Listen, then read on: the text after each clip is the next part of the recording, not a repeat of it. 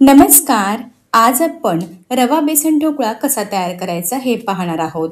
हा ढोकळा पहा ना, अगदी कापसासारखा मऊ, लुसलुशीत आणि जाळीदार तयार झालेला आहे. चवीला तर खूपच चविष्ट असा तयार झालेला आहे. व्हिडिओवरून तुम्हाला समजलंच असेल. बऱ्याच वेळा काय होतं, ढोकळा बनवायला गेल्यावरती तो मऊ, लुसलुशीत, जाळीदार तयार होत नाही आणि ना घशाला खाताना दाटल्यासारखं वाटतं. तर असं होऊ नये ह्यासाठी मी व्हिडिओमध्ये भरपूर साऱ्या टिप्स तुम्हाला सांगितलेल्या आहेत. आपण बेसन ढोकळा नेहमीच खातो, पण असा एकदा रवा बेसन ढोकळा जरूर करून पहा. व्हिडिओमध्ये मी सर्व जे प्रमाण आहे ते अगदी अचूक सांगितलेलं आहे.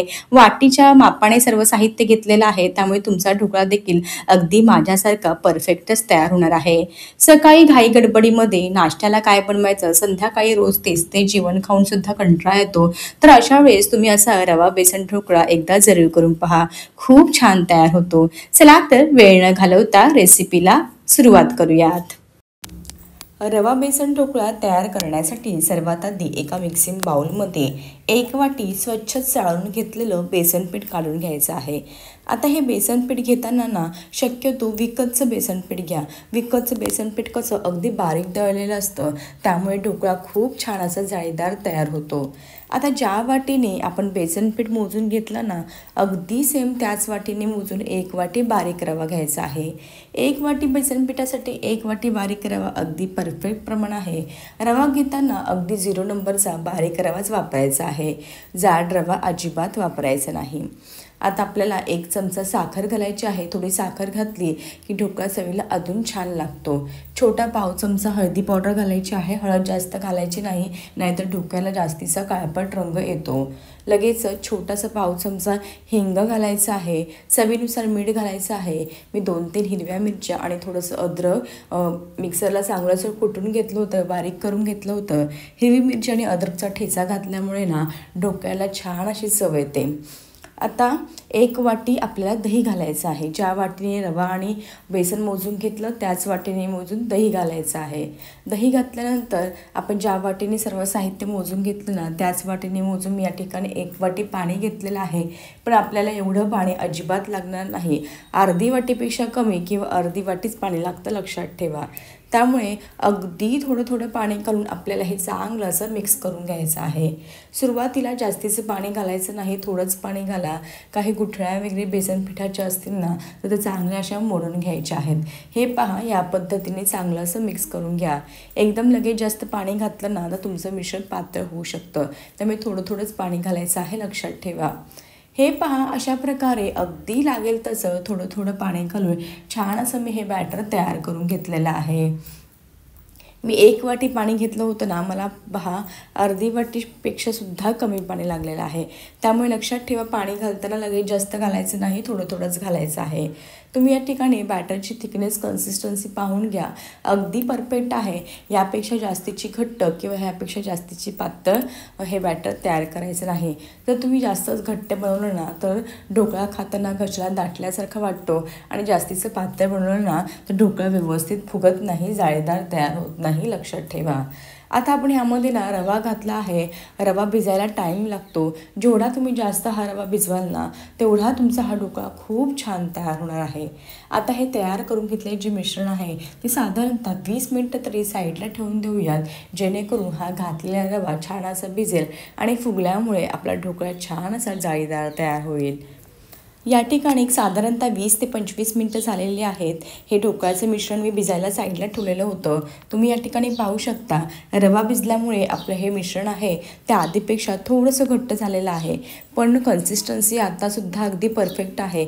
अजिबात वरतून पाणी वगैरे घालायची आवश्यकता नाही. तुम्ही पुन्हा एकदा पाहू शकता, अगदी परफेक्ट असं आपलं हे मिश्रण तयार झालेलं आहे.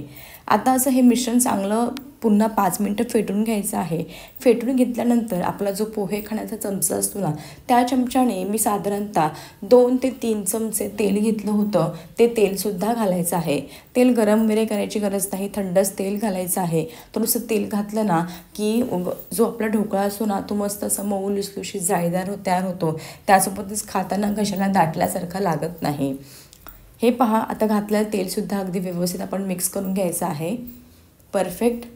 आज आपण इन्स्टंट ढोकळा तयार करत आहोत. तर आपण ना आता हा ढोकळा छान असा मऊ लुसलुशीत जाळीदार तयार व्हावा त्यासाठी 1 इनोचं अख्खं पॅकेट घालणार आहे. इनो फ्रूट सॉल्ट घालायचं आहे. जर तुम्हाला इनो घालायचं नसेल, तुमच्याकडे अवेलेबल नसेल, तर तुम्ही या ठिकाणी अर्धा चमचा खाण्याचा सोडासुद्धा वापरू शकता. इनो ॲक्टिवेट होण्यासाठी थोडंसं वरतून मी पाणी घातलेलं आहे. व्यवस्थित आता हा घातलेला इनो एका दिशेने फटाफट मिक्स करून घ्यायचा आहे.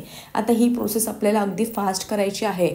आपण जेव्हा इनो ढोकळ्याच्या मिश्रणामध्ये घालतो ना, तेव्हाच एका साईडला कढईमध्ये पाणी देखील उकळायला ठेवायचं आहे. उकळत्या पाण्यावरती आपल्याला हा ढोकळा लगेच आपल्याला शिजवायला ठेवायचा आहे. जर खालचं पाणी थंड असेल, तुम्ही ढोकळा शिजवायला ठेवला तरीसुद्धा तुमचा ढोकळा फुगणार नाही, लक्षात ठेवा. तुम्ही पुन्हा एकदा मिश्रणाची कन्सिस्टन्सी पाहून घ्या. इनो घातल्यानंतर मस्त आपलं मिश्रण फुगलेलं आहे. छान असं ह्याला रंग आलेला आहे. थोडासा रंग पांढरासुद्धा आलेला आहे. अगदी परफेक्ट असं आपलं हे ढोकळ्याचं बॅटर तयार झालेलं आहे. आता ज्या थाळीमध्ये तुम्हाला हा ढोकळा बेक करायचा असेल ना, वाफवायचं असेल, त्या थाळीला आधीच व्यवस्थित तेल लावून घेतलेलं आहे. तुम्ही या ठिकाणी पाहू शकता आधीच पाणीला उकळी छान आलेली आहे. त्यावरती कढई ठेवलेली आहे स्टँडवरती. आता हे संपूर्ण ढोकळ्याचं मिश्रण आपल्याला थाळीवरती काढून घ्यायचं आहे. चांगलं असं पुसून घ्या म्हणजे सर्व व्यवस्थित निघून जाईल. आता गॅसची फ्लेम मध्यम ठेवायची आहे. मध्यम आचेवरती आपल्याला साधारणतः 15 ते 16 मिनटं हा ढोकळा आहे ना चांगला असा वाफवून घ्यायचा आहे. मध्येच कुठेही झाकण ओपन करायचं नाही, लक्षात ठेवा. झाकणसुद्धा अगदी व्यवस्थित टाईट लावायचं आहे, कुठून वाफ वगैरे जायला नको. जर वाफ गेली तर तुमचा ढोकळा व्यवस्थित फुगणार नाही. हे सुद्धा एक ढोकळा न फुगण्याचं कारण आहे.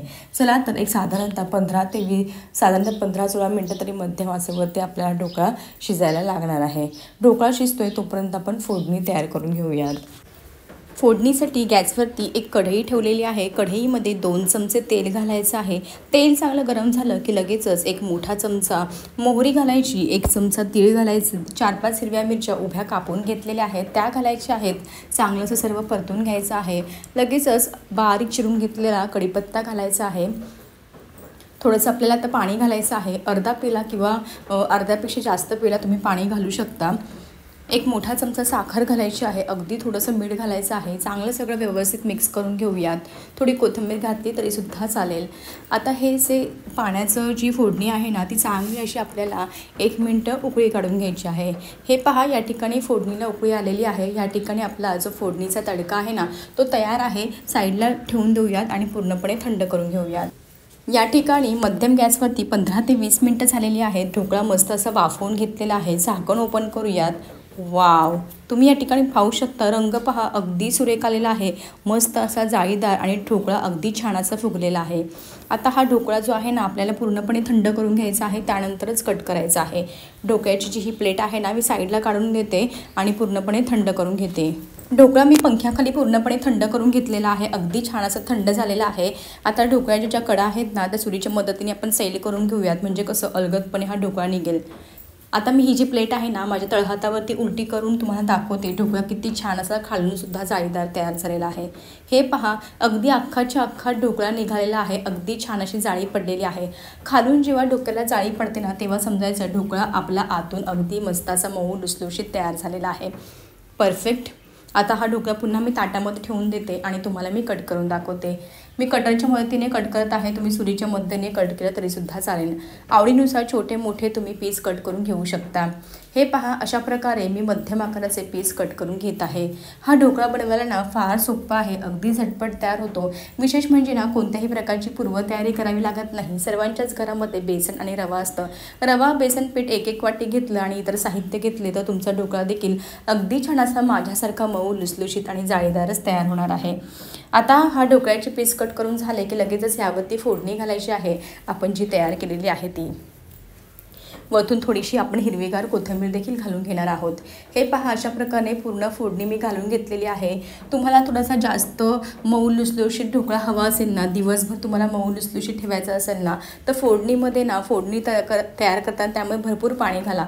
आपण जेवढं हे फोडणीचं पाणी यावरती घालणार ना, तेवढा आपला ढोकळा अगदी दिवसभर मऊ लुसलुशीत राहतो आणि खाताना ना मेन म्हणजे घशाला गाठल्यासारखं वाटत नाही. हे पहा, आता मी तुम्हाला हा ढोकळ्याचे पीस आहे ना ते काढून दाखवते. 1-2 पीस तुम्हाला मी आधी काढून दाखवते म्हणजे तुमच्या लक्षात येईल. हे पहा, किती छान असा आपला ढोकळा जाळीदार तयार झालेला आहे. अगदी कापसासारखा मऊ लुसलुशीत तयार झालेला आहे. रंग पण खूप छान आलेला आहे. अजून एखादा पीस तुम्हाला काढून दाखवते. हे पहा, अगदी परफेक्ट. सांगितलेल्या सर्व टिप्स फॉलो करून जर तुम्ही हा ढोकळा बनवला तर तुमचा ढोकळा देखील माझ्यासारखाच अगदी मऊ लुसलुशीत आणि जाळीदार तयार होणार आहे.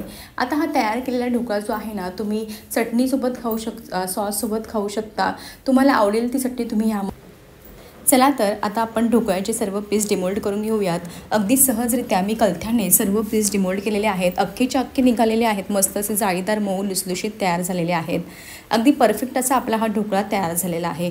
तुम्हाला मी ढोकळ्याचा पीस एक तोडून दाखवते म्हणजे तुमच्या लक्षात येईल. जाळी पाहणा किती सुंदर आलेली आहे. कशी वाटली तुम्हाला माझी ह्याची रेसिपी? आवडली असेल तर नक्की करून पहा. हा रवा बेसन ढोकळा कसा झाला आहे मला कमेंट बॉक्समध्ये सांगायला मात्र विसरू नका. असेच भेटूया एका नवीन आणि सोप्या रेसिपीसोबत. तोपर्यंत मस्त खा आणि हेल्दी राहा. आणि हो, माझ्या रेसिपीज तुम्हाला जर आवडत असतील ना तर चॅनलला जरूर सबस्क्राईब करा. त्यासोबतच नवनवीन रेसिपीच्या अपडेटसाठी बेल आयकॉन देखील प्रेस करा. अगदी निःशुल्क आहे.